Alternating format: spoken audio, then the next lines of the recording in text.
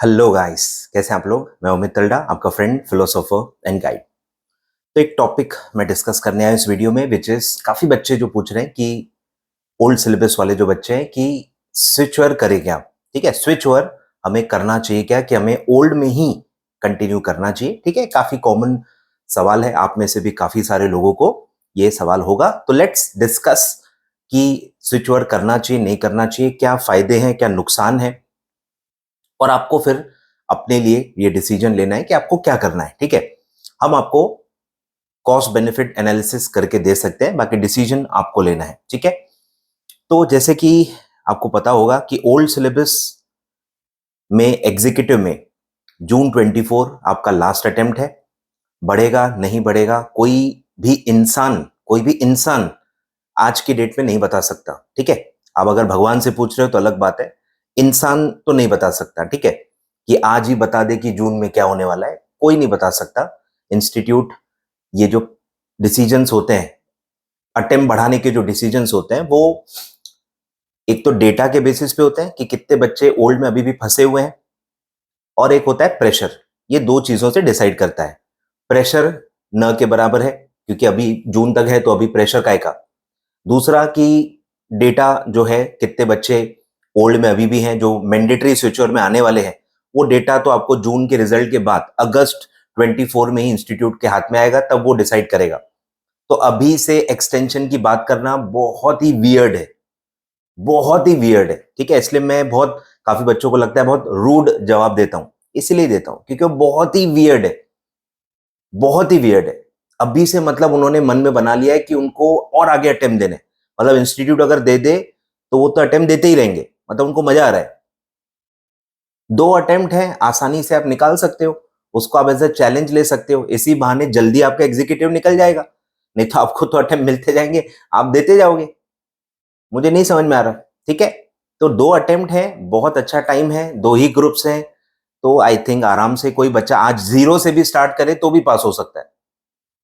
0 से भी स्टार्ट करे ना तो भी जून 24 तक वो ओल्ड सिलेबस एग्जीक्यूटिव पास हो सकता है, अगर उसकी नीयत अच्छी है तो। ठीक है, तो इसीलिए वो यूजलेस डिस्कशन है, मैं आगे से तो जवाब भी नहीं दूंगा, क्योंकि आड़े तेड़े जवाब दो तो नेगेटिविटी फैलती है, तो मैं रिप्लाई नहीं करूंगा, ये मैंने सोच लिया है। सच्चाइयां सब लोग हजम नहीं कर पाते हैं। दूसरा है कि प्रोफेशनल का last attempt under old syllabus है दिसंबर 24। ठीक है, उनके पास भी एम्पल ऑफ टाइम है, तो कुछ ये सब एक्सटेंशन की बात करके फायदा नहीं है। ठीक है, आप आराम से ओल्ड में चाहो, अगर आप चाहो तो ओल्ड में ही कंटिन्यू करके निकाल सकते हो। ठीक है, तो ये हो गया। अभी ग्राउंड रियलिटी क्या है, अब है कि कन्वर्ट करें तो क्या होगा। सबसे पहले कन्वर्जन फ्री है। काफी बच्चों को ऐसा लग रहा है कि कन्वर्जन की शायद कोई फीस है और हमको शायद फिर से रजिस्ट्रेशन करना पड़ेगा, फिर से कोई हैवी फीस भरनी पड़ेगी। तो कन्वर्जन की एज सच कोई फीस नहीं है, conversion is completely free of cost. ठीक है, क्लियर है, कोई डाउट मत रखना उस पर। खर्चा क्या लगेगा, आपको नए सिलेबस का स्टडी मटेरियल फ्री में नहीं मिलेगा। ठीक है, वो अगर आपको चाहिए, फिजिकल कॉपी चाहिए, तो आपको अलग से ऑर्डर करना पड़ेगा। इंस्टीट्यूट की जो वेबसाइट होती है ई कार्ट ICSI, वहां से जाके आपको ऑर्डर करना पड़ता है, तो आपको 200 रुपीज तकरीबन पर सब्जेक्ट के लगते हैं। आप जो चाहें मंगा सकते हो, वो कॉस्ट आपको अलग से लगेगी। सेकंड, अनफॉर्चुनेटली ऐसा होना नहीं चाहिए, मैं मतलब विरोध करता हूं इसका, बट ऐसा है।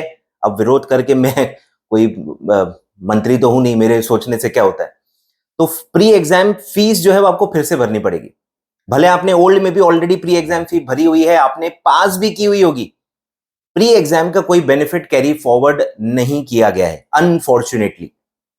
ठीक है, तो आपको फिर से 1,000 रुपए प्री एग्जाम का अलग से भरना होगा, और जो भी न्यू सिलेबस में जो भी सब्जेक्ट्स आपके बचेंगे after taking into account the exemptions, जो भी आपके ओल्ड में पास है वो आपको न्यू में करस्पॉन्डिंग एग्जाम्शंस मिल जाएंगे as per the switch over scheme.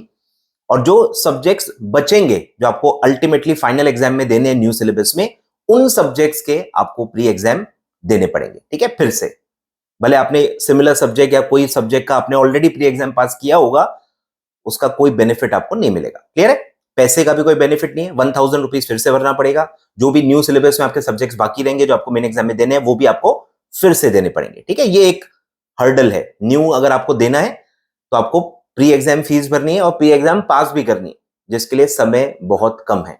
ठीक है, जिसके लिए समय बहुत कम है, तो ये भी आपको देखना है।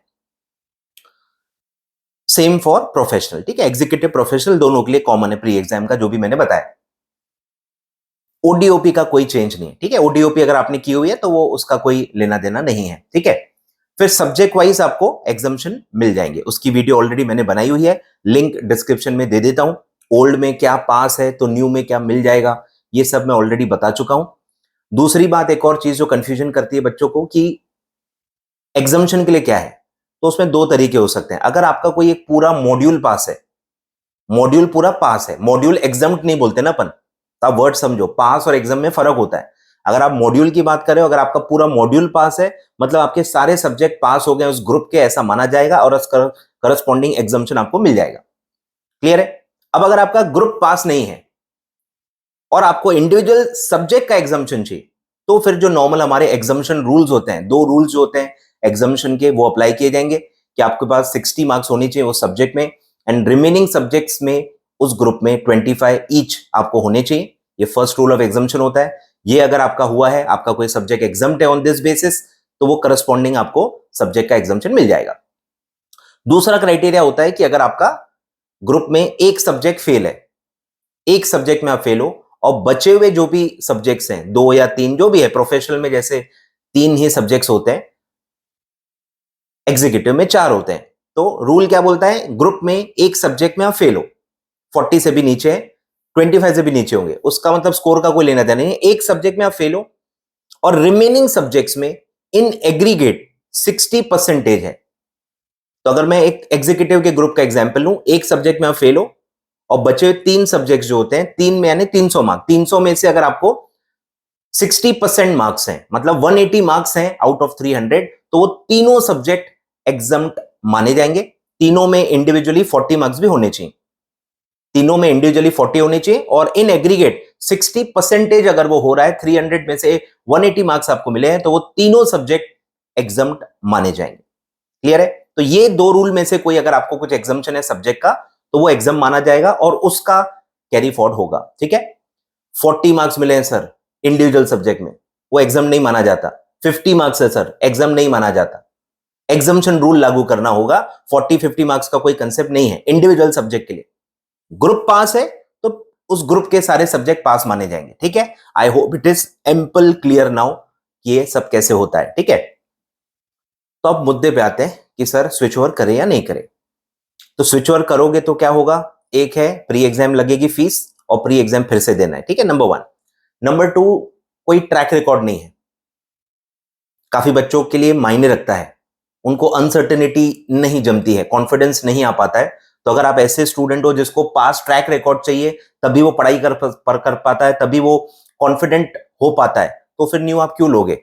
न्यू में तो पहला पहला एग्जाम है, किसी को नहीं पता क्या पेपर पैटर्न होगा, क्या वेटेज होगा। तो अगर आप इससे कंफर्टेबल हो, अनसर्टेनिटी आप झेल सकते हो, पेपर पैटर्न कैसे होगा, क्या वेटेज होगा, अगर आप इसको मैनेज कर सकते हो, तो आप न्यू में कन्वर्ट कर सकते हो। लेकिन अगर आप ये आपको नहीं चलता, आपको एक ट्रैक रिकॉर्ड चाहिए 8-10 पेपर्स का, ताकि आप उसको बेस मान के पढ़ाई करो, तो फिर आप ओल्ड में कंटिन्यू करो। ठीक है, दूसरा एक है कि